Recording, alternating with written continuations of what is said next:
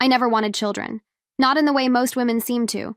Dreaming of tiny hands grasping their fingers, imagining first words, first steps, first days of school.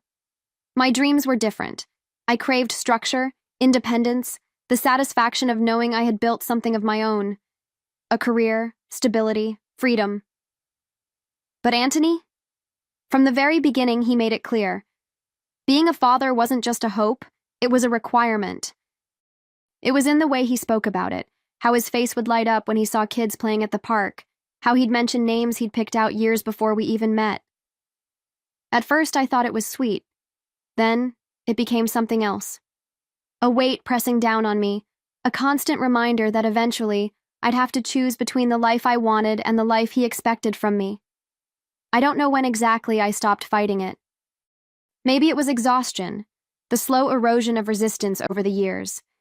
Maybe I convinced myself that love meant compromise, that if I truly loved him, I could give him this one thing. So I did. I let go of my hesitation, silenced the nagging voice in the back of my mind, and said yes. And for a brief moment, I believed we were stepping into something beautiful together. But the second I saw those 2 pink lines on the test, everything changed. Not for me. For him. The man who once spoke about fatherhood with glowing excitement suddenly became a shadow of himself. He was always busy, always distracted. Work meetings ran late, business trips became more frequent, and whenever I tried to talk about the baby, he'd nod absent-mindedly, as if I were discussing someone else's pregnancy. At first, I told myself it was normal. Maybe he was nervous. Maybe the reality of it all was just sinking in. But the longer it went on, the more I saw the truth. He had gotten exactly what he wanted, and yet somehow I was going through it alone. At night, I lay awake, staring at the empty side of the bed, listening to the silence of a home that no longer felt warm. I tried to tell myself I was imagining things, that he still loved me, that I wasn't just some incubator for the child he had begged for. But the unease sat heavy in my chest, growing like a sickness I couldn't name. Something was wrong. And soon I'd have proof that my instincts had been right all along. I started paying closer attention, not in the obsessive, paranoid way you see in movies, but in the quiet, measured way of someone who knows, deep down, that something is slipping through their fingers. The way Anthony looked at me had changed, or rather the way he didn't look at me. He barely touched me anymore, not even in passing. A hand on the lower back, a brush of fingers against mine, those small gestures had vanished. When I spoke, he responded, but his eyes were always elsewhere, his body physically present, but his mind leagues away. I told myself he was tired, overwhelmed, that fatherhood had started feeling real to him, and he just needed time to adjust. But then there were the absences, the phone calls he'd take in another room, the way he'd set his phone down screen first, slipping it into his pocket the second I walked in, the unexplained late nights, the vague, dismissive answers when I asked where he had been. Work ran late. Had to meet a client. Got caught up in something. At first I believed him, or maybe I wanted to. I wanted so badly to trust that this was a phase, that he'd snap out of it, that we'd go back to who we were. But trust doesn't work like that, does it? Once it starts to crack, even the smallest things feel like proof of betrayal. One night, I decided to test something. Nothing extreme. Just a simple message. Hey, I miss you. Let's grab dinner together tonight? I sent it while he was at work, knowing he'd see it. Hours passed. No reply. Not even the usual busy talk later. When he finally came home, much later than usual, I was already in bed, pretending to be asleep. I heard him undress, shuffle around in the dark. Then, the faint glow of his phone screen. A quiet chuckle, a message typed back quickly. Not to me, not to his boss. Someone else. I lay there, heart hammering in my chest, my fingers curling into the sheets. I wasn't stupid. I wasn't imagining this. Something was happening behind my back. And suddenly, I wasn't just a woman carrying a child. I was a woman being lied to. Denial is a funny thing. It lets you rewrite reality, smooth out the rough edges, tell yourself the story you need to hear. And for a while, I let it cradle me. I told myself Anthony was just distant, not dishonest, that he was stressed, not straying. That I was reading too much into things, letting my hormones distort reality. But deep down, I knew better. There's a difference between a man who is preoccupied and a man who is elsewhere. And Anthony? He wasn't just absent, he was gone. I started noticing little things that wouldn't mean much on their own, but together painted an ugly picture. The cologne he never used before but now wore every time he worked late. The way his phone was always fully charged, despite never seeming to be plugged in at home. The credit card charges at restaurants we had never been to together. And the way his voice softened, just slightly, when he answered certain calls, his tone shifting into something almost intimate. One evening, as he stepped out to grab something from his car, I followed. I don't even know what I was looking for. Maybe just some confirmation, something solid to hold in my hands. And I found it. Sitting there in the passenger seat was a small wallet. Not mine, a woman's. Smooth black leather, expensive. I picked it up, my pulse thrumming in my ears, and flipped it open. Inside, a receipt, a fancy dinner for two. A date I recognized because it was the same night Anthony had told me he was swamped with work, that he barely had time to eat. I felt something in me go still. Not rage, not heartbreak, just a quiet, settling certainty. This was it, the proof I had been waiting for. The confirmation that my instincts had been screaming at me all along. Anthony had begged for a family, pushed me into a life I hadn't been sure I wanted, only to abandon me the second I gave it to him. And now, while I carried his child, he was out there with someone else. I stood there for a long moment, gripping the wallet, my breath measured, my thoughts eerily clear. I didn't cry, I didn't scream. Instead, I did something that surprised even me. I smiled. Because for the first time in weeks, I wasn't confused anymore. I knew exactly what I had to do. I didn't confront him, not yet.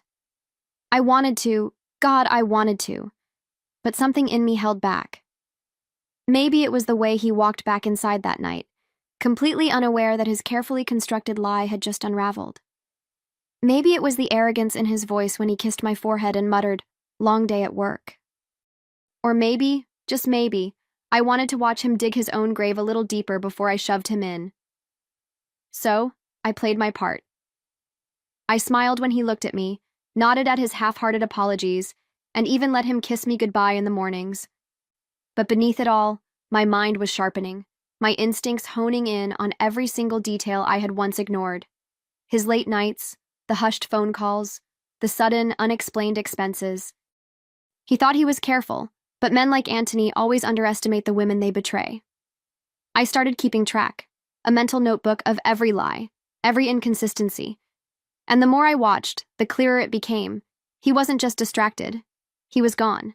He had checked out of this life, of this home, of this relationship, and the only thing keeping him tethered was the fact that I hadn't cut him loose. Yet. But before I made my move, I needed more. Cold, undeniable proof. Something that wouldn't just expose him, but destroy him, and I was going to find it. It didn't take long. Men like Anthony are predictable, careless in their arrogance, sloppy in their deceit. He thought he was untouchable, that I was too blinded by pregnancy and love to see what was right in front of me. But I wasn't blind anymore. I was watching, waiting. One afternoon, while he was in the shower, I took his phone. I'd never done it before, not because I trusted him, but because I'd never wanted to be that person. The one who snoops, who digs through messages searching for something they already know in their gut. But this wasn't snooping. This was confirmation. The passcode was the same as always. Arrogant. As soon as the screen unlocked, my breath caught in my throat. He wasn't even trying to hide it. Messages from a saved contact. No fake name, no attempt at subtlety. Marissa. A woman's name. I opened the thread, my fingers ice cold, my stomach tightening with every word. Miss you already. Last night was perfect. Wish I was waking up next to you. She suspects anything? I exhaled through my nose, slow and controlled, willing the fury inside me to stay quiet. I scrolled further, bank transfers, hotel bookings, dinner reservations, all the missing pieces slotting into place, forming a picture so clear it almost made me laugh. This is who you really are, Anthony. This is the man who begged for a family? I placed the phone back exactly where I found it, my hands steady, my face calm. He wouldn't know what I'd seen. Not yet. Because now, it wasn't just about knowing the truth. It was about making him pay for it. Knowing wasn't enough. I needed proof. Proof that couldn't be explained away. Proof that would hold up when it mattered most. So I got smart. If Anthony was going to destroy this family, he was going to do it with his own hands. I started small. A casual question here, a feigned cluelessness there. You've been working so hard lately, I'd say, running my fingers down his arm, watching him stiffen. We should take a trip, just the two of us. Reconnect. He hesitated, forced a smile. You know how things are at work? He muttered, kissing my forehead with all the warmth of a man shaking hands with a business associate. Lies. So many lies. I dug deeper, checked our bank statements, combed through his emails when he left his laptop open. It was all there. Transactions tied to places I'd never been. A second credit card I'd never seen. A hotel room booked for the following week, just for one night. Marissa wasn't just a distraction. She was an investment, and Anthony had been paying for her with the life I helped him build. The final nail came when I followed him. He told me he'd be working late. I smiled, kissed him goodbye, and then I waited. 30 minutes after he left, I got in my car and drove. Not to his office, I already knew that was a lie. Instead, I went to the hotel, the one from the reservation. And there he was, standing outside, waiting. Not for me, for her. She arrived minutes later, tall, polished, younger, laughing at something he said before slipping her arms around his neck like she belonged there. I stayed in the car, watching, absorbing every detail, committing it all to memory. He kissed her, touched her the way he hadn't touched me in months, and then they walked inside together. I should have cried. I should have felt my heart break, but I didn't, because I had all the proof I needed, and now it was time to decide exactly how much I was going to make him suffer. I didn't confront him that night. I didn't throw accusations, didn't scream, didn't cry. What was the point? Men like Anthony don't confess because they're sorry. They confess because they're caught. And I wasn't going to give him the satisfaction of thinking this was just another emotional argument he could wiggle his way out of. No, Anthony wasn't going to see this coming. I drove home, my mind clear, my hands steady on the wheel. The hurt was there, of course it was, but it wasn't consuming. It was sharpening, like a blade being honed. I thought about our conversations, the promises he had made, the life I had sacrificed to build something that, in the end, had been nothing more than a stage for his performance. And now, he thought he could walk away clean, slipping into another woman's arms without consequence? No, he had taken something from me. My time, my trust, my choices. And I was going to take something from him. By the time I pulled into the driveway, I already knew how this would end. The next morning, I woke up before Anthony, lying still beside him in bed, listening to the slow, even rhythm of his breath. He looked so peaceful, so unaware. It almost made me laugh. If only you knew, Anthony. If only you knew what was coming. I slipped out of bed, careful not to wake him, and got to work. My first stop was our financials. I already knew he had a second credit card, one I wasn't supposed to know about, but now I needed to track every dollar, every charge. Every transaction that led straight to Marissa. With every transfer I uncovered, every hotel booking, every late-night dinner, the anger inside me cooled into something else, something strategic. I met with a lawyer that afternoon. I told her everything, the affair, the financial misconduct, the emotional neglect. She listened carefully, nodding as she took notes, and when she finally spoke, her words were exactly what I wanted to hear. You have more than enough to bury him. That night, I played my part perfectly. I kissed Anthony when he walked through the door, let him hold me, let him pretend like nothing had changed. And I smiled, because I knew something he didn't. I wasn't his wife anymore. I was his executioner. The next few weeks were a masterclass in deception. I became the woman he thought I was, the trusting, oblivious wife. I didn't question his late nights, didn't press him when he pulled away. I let him believe he was getting away with it. That I was too blind, too naive, too pregnant to see the truth, and all the while, I was dismantling his life piece by piece. I started with the finances, quietly shifting joint accounts, redirecting assets, ensuring that when the storm finally hit, he'd be standing in the wreckage with nothing left to claim. The lawyer helped me set everything in motion: legal protections, custody filings, airtight clauses that would leave Anthony no room to maneuver. And the best part? He never saw it coming. Then, I turned my attention to her, Marissa. I had been tempted to confront her, to tear her down just as I was doing to him, but why waste my energy? She wasn't the problem. She was just a symptom. But that didn't mean I couldn't use her. A few anonymous messages, a little manipulation. And soon enough, I had her questioning Anthony just as much as I was. Everything was falling into place. The trap was set, the pieces moving exactly where I needed them. And Anthony? He was walking straight into it, smiling like a man who still believed he was in control. Poor thing. He had no idea his life was about to collapse beneath him. I waited for the perfect moment. Not just any day, his birthday. A day he expected to be celebrated, surrounded by love, praised for being the man he pretended to be. It was poetic, really. A man who spent years crafting a facade, only for it to be ripped away in front of an audience. I planned everything down to the last detail. A small dinner at home, intimate and warm. Just the two of us, or so he thought.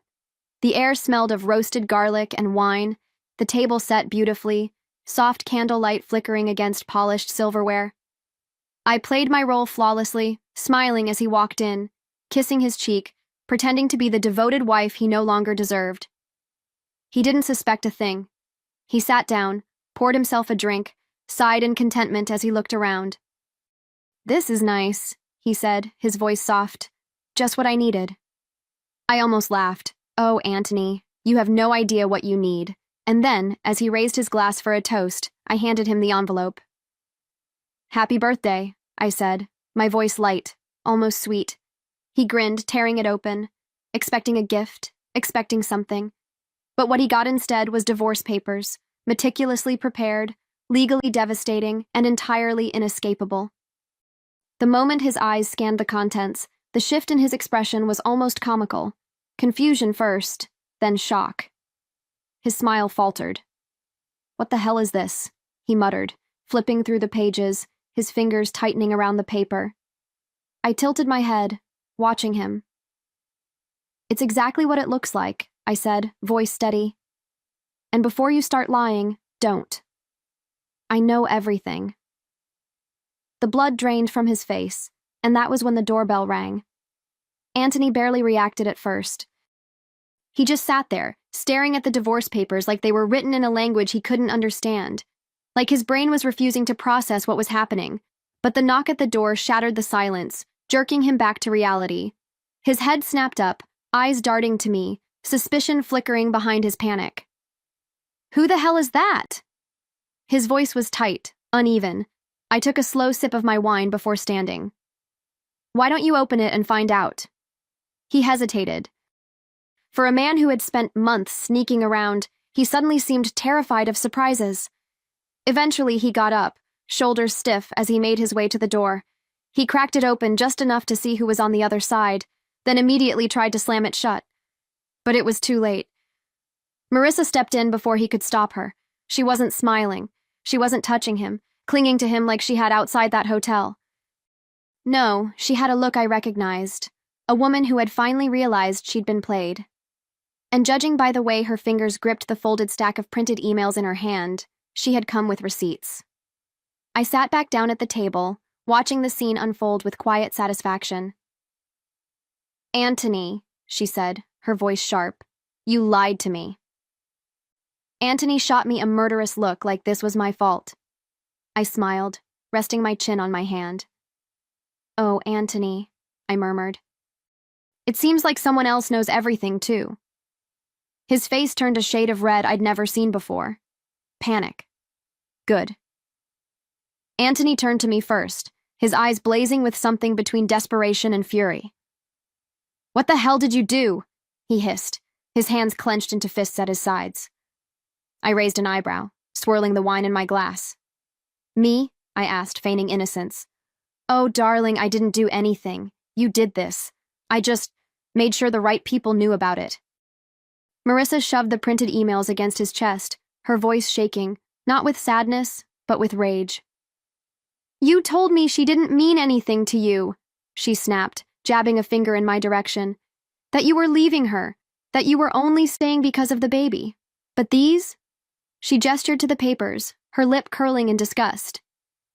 These say something completely different. I leaned back in my chair, watching him crumble. I had given her exactly what she needed, evidence that she wasn't special, that she wasn't the only one he had been stringing along. It hadn't even been hard. A few forwarded messages, a few well-placed screenshots, and suddenly, the little fantasy Anthony had built came crashing down around him.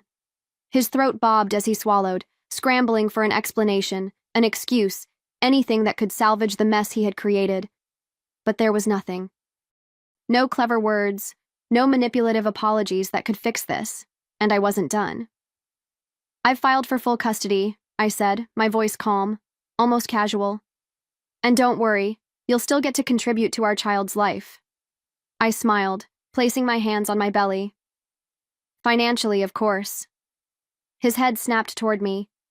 You can't just... Oh, I can, I interrupted smoothly, tilting my head.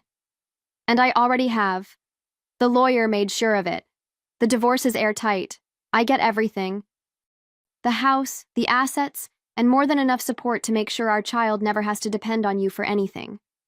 I paused, watching his expression darken.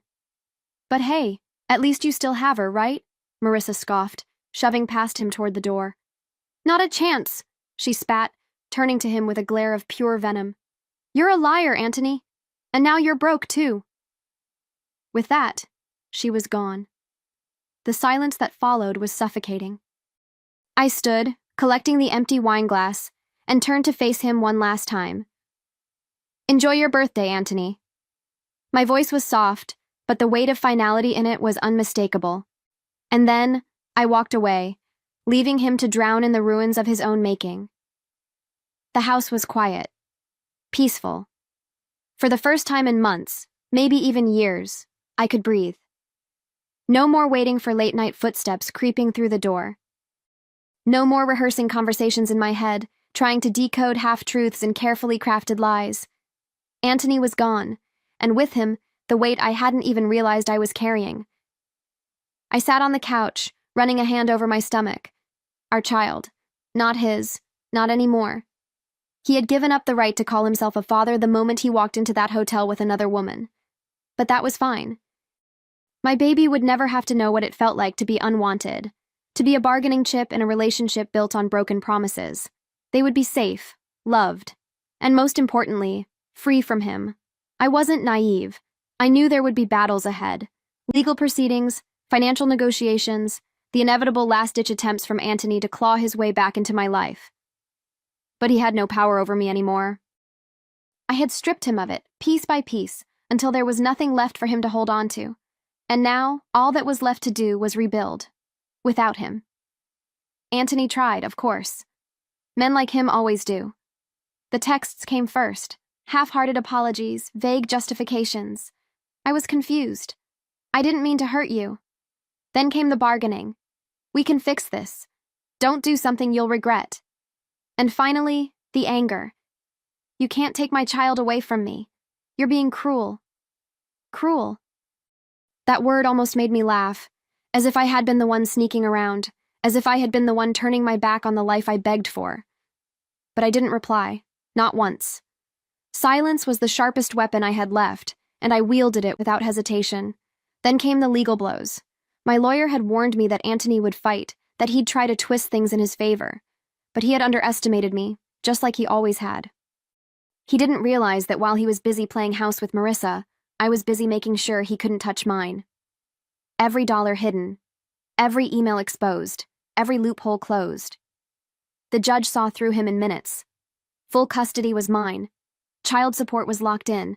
The house, the savings, the stability I had built, it was all untouchable. The only thing left for Anthony to do was pay up and disappear.